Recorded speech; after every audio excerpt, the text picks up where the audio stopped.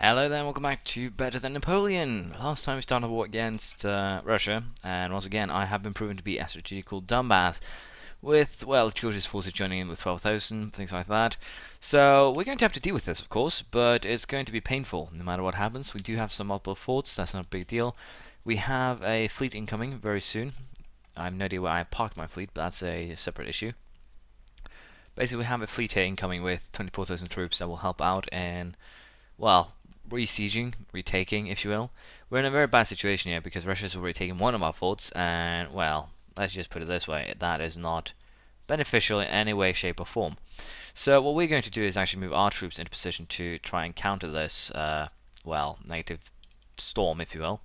And I'll also take the fleet here, which harbors 24,000 men, and I'll send them to Ingerman land, and we'll probably just go for straight up attack here as soon as the forces recover a tiny bit. Sadly, on that note, we also do still have a general's issue. We don't have any good general most of the time. So I think in terms of next idea set, it will probably be military again, and I'll probably have to go with potentially offensive here for the no, not offensive. Which one? Yeah, the defensive ideas even for the yearly armament edition. That's going to be very, very powerful, very, very helpful in terms of getting better generals. And in that regard, I should probably just have gone quality rather than quantity. Let's just face it, I already have a big army. I made a mistake going quantity. I think quality would have made the army a lot better, a lot more effective. And of course, I would have had a lot better troops to play with. They're going to Tequin, so we don't really have a concern in that regard. What we will do then, as soon as they arrive in Tequin, we're going to move our troops into Bolsero. Yeah, they're going to help out with this siege. So we're just going to move straight back to Novgorod here and re-siege that one. And I'm just going to play carefully. I'm going to allow these forces here to recover their troops, and then we're going to make some moves from there, because there's no good reason for me to get in a very negative situation. What we're also going to do is actually move the 12,000 troops. I'm going to move them away. I'm actually going to move them into Norway for the purpose of, well, beating Norway, just taking them out while we fight this war. But again, I'm a little bit certain how we want to handle this, because right now Russia is definitely on the they're definitely the aggressor. I'll give them that. I might actually just go after Spain here, or Castile. Just finish them off. We do have an abundance of admin points, so it's not like it's going to hurt me in any way, shape, or form. So it should be fine. We'll put Jean-Baptiste because I don't want my 641 to die, admin points and all. So in terms of war with the Russians here, I'm a little bit unsure how I want to handle it, but we'll just wait and see how it turns out. And right now, just, as you know, colonizing the coast, make the map a little bit prettier, and then we'll create another colonial nation. Because as I said, they're not actually colonizing anything on their own, which is interesting in a bad way. So we'll have to see what happens here. But with this, now the Castilians should be beaten. And just to make sure that that actually happens, we're going to do this and split. Oh, you're going the very long route around. How neat of you. So, yeah, I think we're going to do that for safety's sake. We can just send them back to do siege later. There we go, La Mancha has been sieged. Do that. I should probably focus more on Russia, though. But I don't think they would attack me, and they haven't. As you can see, they're just focusing on basically taking the eastern border, what used to be their land, now is mine. But yeah, we'll take Novgorod, and then we'll move from there. We can start moving eastwards. I have, it's basically the same amount of troops in the area. England has to clear war upon Micmac. That's going to get interesting. It's going to get really interesting really, really quickly, so I'm looking forward to that. The secondary reason why I want to get rid of Castile is, for starters, I will not need to have troops in the area at all. I can just send them, well, eastwards. And I might even send another 24,000 men army here to Russia to clean up, but we'll see. For now, however, I'll just allow this war to rage, and we'll see what happens. If there's any big battles, I will show you, but unless that actually happens, it's actually very likely to happen right now. Going to calm. We're actually going to go into that fortress. It's woods again. All of this is defensive terrain. So if they want to attack me, I am certainly going to allow it. Let's put our Lord and Ruler King in the charge of that one, and it's going to Ostrov. Are they actually going to attack me here? Is the big question. The funny thing is, I can actually put them in a situation where they can't escape, which is hilarious. Now the big interesting thing is, do I want to attack this Russian army? I don't think so. I think we're going to focus on defensive, because all these three can defend each other, But aggressive wise, I can only send 2 at once on either of these armies. But we do outnumber both of them. So, okay, they're actually heading into Polotsk, so it doesn't actually matter. Well, it's fine, it's fine. We'll have to pick up battle a little bit later then. For now, however, I'll just keep on going, to keep on dodging. I'll see if I can get a favourable battle, and hopefully we can do that. But for now, we'll just wait. No, Poland, I'm not going to transfer you 10% trade power. I'm just not going to. Stop asking. I'm still ahead of time, though. Do I want to go admin tech up? I like this. Apparently, Austria has formed a union with the Palatinate. Now, the Palatinate is 3 small provinces in the Holy Roman Empire. Austria, of course, is a target here, but why did this happen? They're in a union under Austria. Yes, I understand that. Well, I think we're just going to back down again. If it was something bigger than, well, the Palatinate, then I might care, but I don't. I have a feeling this happened because we have the same dynasty, because I did not have any sort of treatments with them ever. Basically, I had no contact with them ever, so that's why I'm basically a little bit confused here. Napoli are broken free. That's interesting. Can I peacefully vassalize you? I can. It's a 35 development province. It's going to be incredibly expensive to core.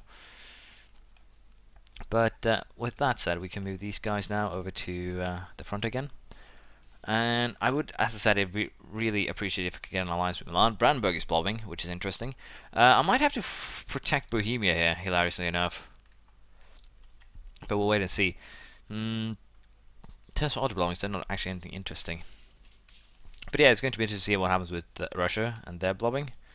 Because right now I'm a little bit uncertain how we want to, well, fight this war per se.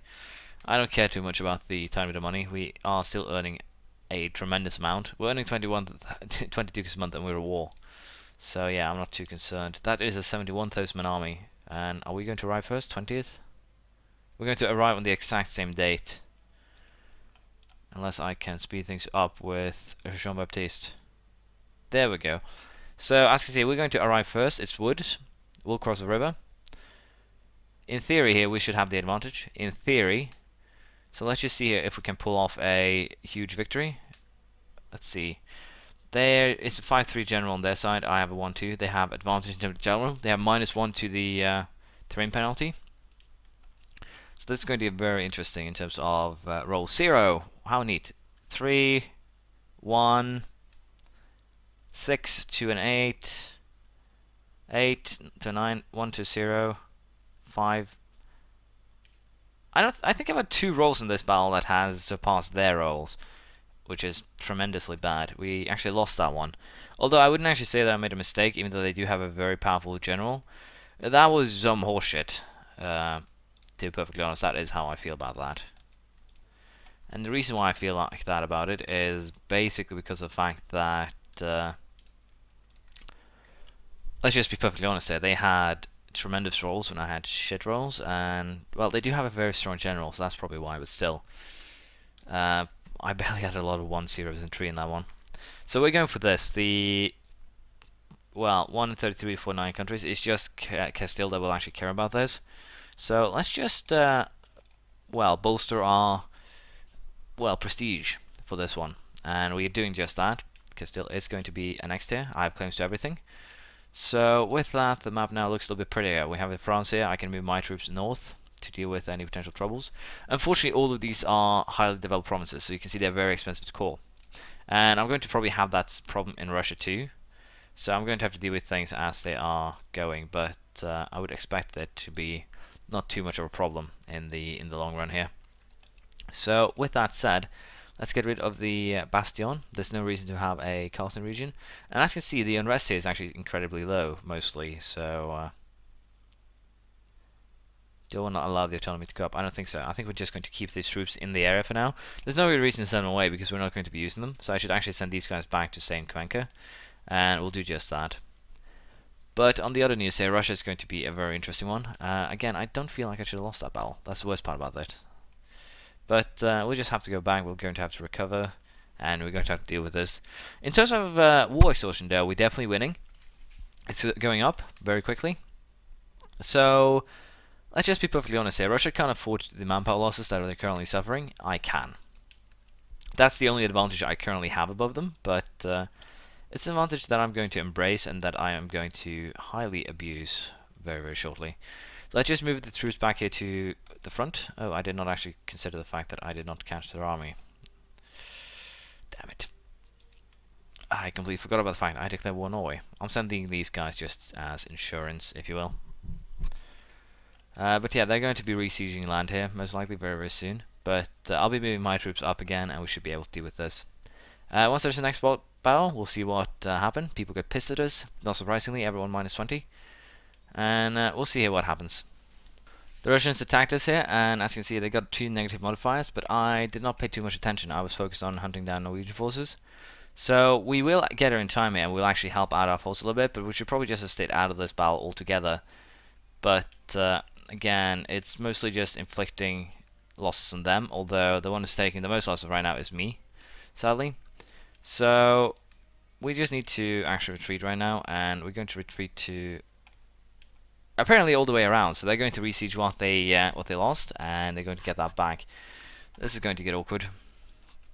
So I just need to get rid of Norway in this equation. I'm getting a little bit too aggressive for my own good. With that said, however, we will continue next time. My strategy really needs some work here. I'm really underestimating Russia again and again, and it's, well, it's really, really my bad. But in terms of manpower, I'm pretty sure Russia is on the brink of giving up. Let's see here. Russia should be running out of troops and money pretty soon. They're all out of manpower, it's just mercenaries. So yeah, we are definitely in charge once I actually get... Well, I just have these guys walk back, of course they'll recuperate, and I'll use boats and everything to transport them. And where's my second ship here? There you are. We're going to send these guys to deal with Norwegian forces and resiege what has been taken. And then we'll deal with them. Georgia occupied Ingerman land. Well, it shouldn't be too much of a problem, actually. Can I actually peace out Georgia? No. So we'll have to deal with that later. But for now, we'll deal with Norway, and I'll be back very, very soon. Sorry about that. There we go. Norway has been more or less handled now, luckily enough. Gave him far more trouble than they had any right to do. But we'll just need to resiege this, then we can deal with or get back what's, well, currently lost. So that's fine. In terms of what we want to do with, well, the rest of the situation here per se is basically just resiege this. Now I'll be moving all the troops towards Russia. They haven't actually done much. They've sieged the border. That's basically it. Currently they're resieging the land that we took. They still haven't actually resieged the fortresses, so this could be working to our advantage. In terms of manpower, Russia is still 0. Their troops number at 48,000. So with the addition of these 24,000, that should definitely put us in charge of the war, as per, well, previous plan. I'll try and move my troops here quickly to Ingermanland, these 24,000 men here. And I have no, well, problem believing that we would be able to pull that off. We lost claim to something, apparently an English province, I believe. Yep, English one. And with this, we can also just go ahead now and make peace with Norway. To also, the Castilian cost is 62%, so it shouldn't be a problem. And of course, these provinces are going to be extremely expensive to core, due to the simple fact that they are plus 50% coring costs, sadly. So we'll have to deal with that. 158 for A13 and 134 for A11. But on a positive note here, this should make it so that we have, well, map look a little bit better. We'll do the same with Scandinavia. They do not have extra coring cost, so things are looking good on that regard. Reinforced speed. I still need military power, but in this case I think we'll go for the reinforced speed, just because it will be helpful. And I think we're going to go with the military attack 21 as soon as the penalties are gone. So with that in mind, we'll be moving troops to fight Russia, and we'll be hopefully dealing with them next time. Thank you for watching. Please leave a comment, praise, criticism, and if you feel like, and I'll see you next time. Bye.